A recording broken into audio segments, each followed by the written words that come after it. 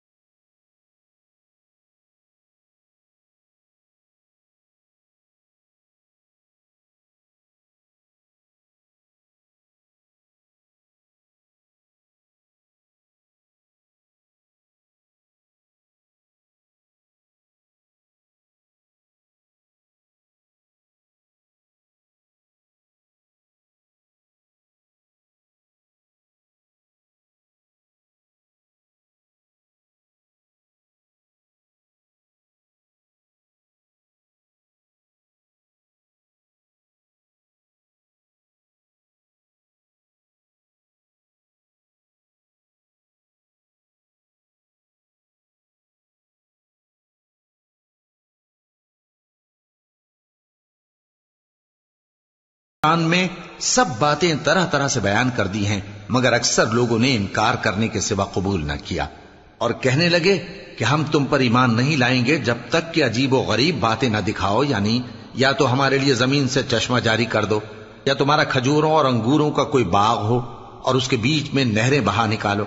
یا جیسا تم کہا کرتے ہو ہم پر آسمان کے ٹکڑے گرا دو، یا اللہ اور فرشتوں کو ہمارے سامنے لے آؤ، یا تمہارا سونے کا گھر ہو، یا تم آسمان پر چڑھ جاؤ اور ہم تمہارے چڑھنے کو بھی نہیں مانیں گے جب تک کہ کوئی کتاب نہ لاؤ جسے ہم پڑھ بھی لیں۔ کہہ دو کہ میرا پروردگار پاک ہے،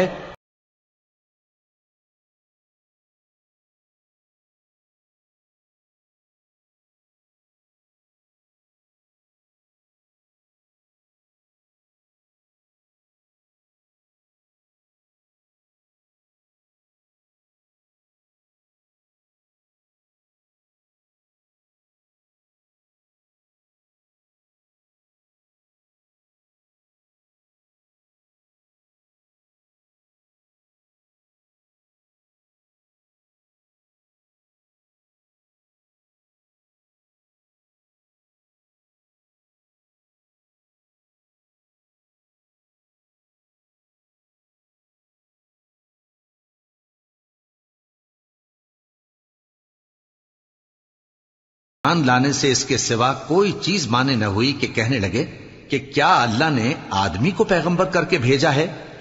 کہہ دو کہ اگر زمین میں فرشتے ہوتے کہ اس میں چلتے پھرتے اور رہتے بستے تو ہم ان کے پاس کسی فرشتے کو پیغمبر بنا کر بھیجتے۔